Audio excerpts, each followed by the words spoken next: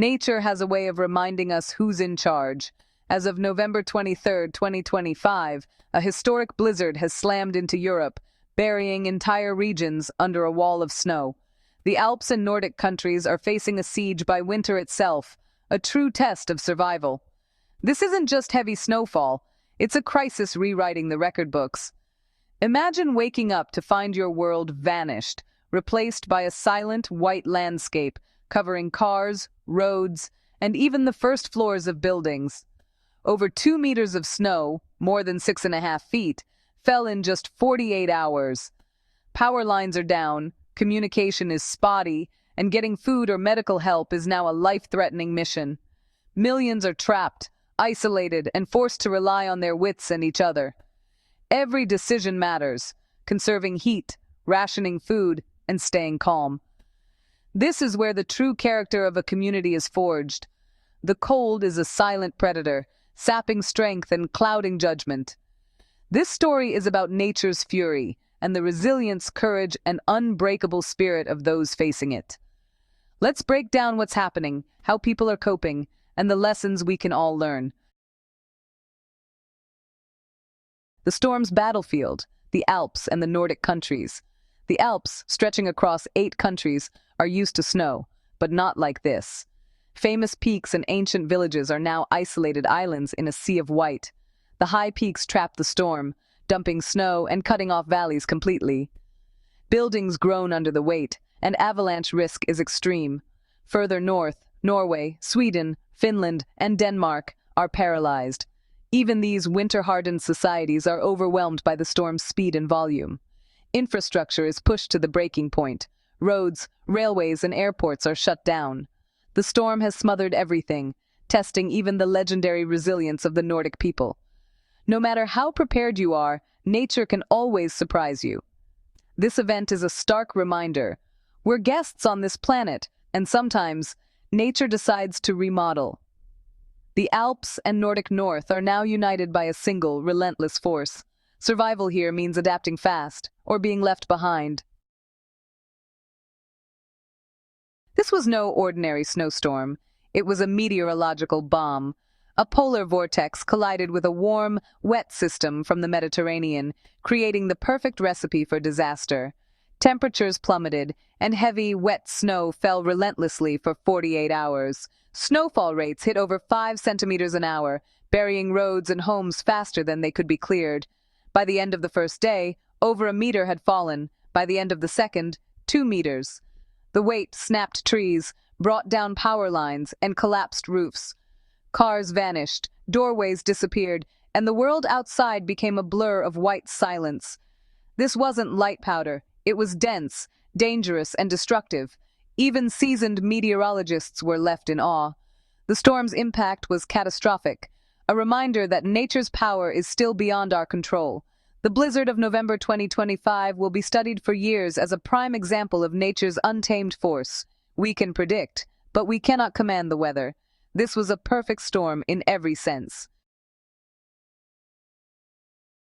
Daily life stopped instantly. People awoke to find themselves barricaded inside by walls of snow. Cars became white mounds, streets vanished, and normal routines ceased. Major highways and mountain passes closed. Airports from Geneva to Oslo shut down. Local transport was crippled. Buses, trains, even emergency vehicles were stuck. For millions, the world shrank to the size of their homes. Tourists found their dream holidays turned into survival situations, isolated in hotels with dwindling supplies. Schools and businesses closed indefinitely. Supply chains broke. Commerce froze. The human cost was greater. Missed medical appointments. The elderly and vulnerable cut off from help. The blizzard didn't just cover the landscape, it froze the mechanics of modern life. When nature decides to shut things down, we're all powerless to resist. Survival became the only priority. In a crisis like this, survival comes first.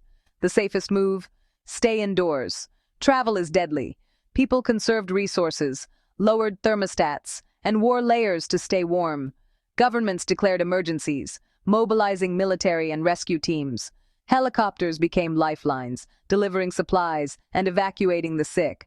Snow-moving equipment worked non-stop to clear paths for emergency services. Local radio was essential for updates and safety advice, especially where power was out. Residents checked on neighbors, especially the elderly and vulnerable. Warnings about carbon monoxide poisoning and roof collapses were constant. Those who prepared, stocking food, water, and essentials, fared best. A calm, logical mindset was crucial. Panic was the enemy. By focusing on immediate needs, people turned a terrifying event into a day-by-day challenge. Preparation and community made survival possible. The blizzard reshaped not just cities, but the natural world. Forests suffered as ancient trees snapped under the weight, changing the landscape for decades. Avalanche risks soared, and mountain faces were transformed. Wildlife struggled. Deer and boar dug for food, while predators like wolves adapted quickly. Some animals, like mountain hares and ptarmigans, thrived in the deep snow. Rodents found refuge in the insulated world beneath the snowpack. As the snow melts, flooding will threaten valleys and rivers, impacting aquatic life.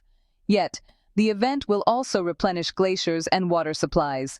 This blizzard is a dramatic reset for the ecosystem, a cycle of destruction and renewal. Nature adapts, just as people must. The storm's legacy will unfold for years.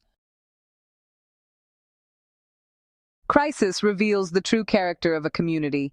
As official help lagged, people turned to each other. Neighbors checked in, shared resources, and worked together to survive. Volunteer teams delivered food and medicine. Those with heat welcomed others in. Community halls became shelters, and teamwork kept morale high. Young and old shoveled together, clearing paths and digging out cars. The storm stripped life to basics: shelter, warmth, food, and community. People shared more than supplies. They shared hope. The blizzard will be remembered for both its destruction and the compassion it inspired. When tested, our first instinct is to help. As the snow stopped, the real work began. Clearing major routes was the first step. Military and heavy machinery worked non-stop. Main highways and rail lines were dug out, then secondary roads and isolated villages. Helicopters continued to supply the most remote areas. The economic costs soared. Businesses closed, infrastructure damaged, losses in the billions. Cleanup was a community effort. Everyone grabbed a shovel. In cities, snow was hauled to dumping sites, creating new mountains of white. Avalanche risk remained high, requiring controlled slides for safety. Psychological recovery was just as important. Many felt fear, but also pride.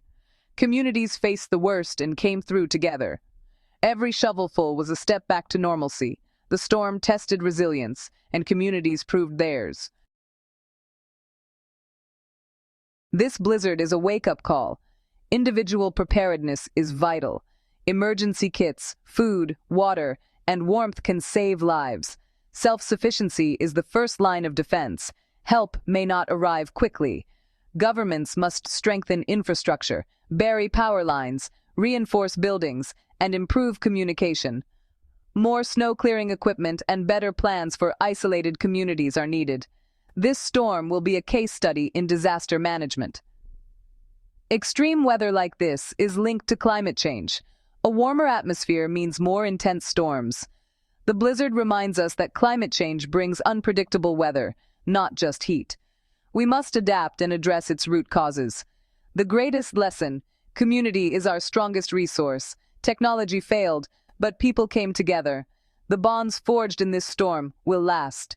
The story of November 2025 is one of survival, preparedness, and the enduring human spirit.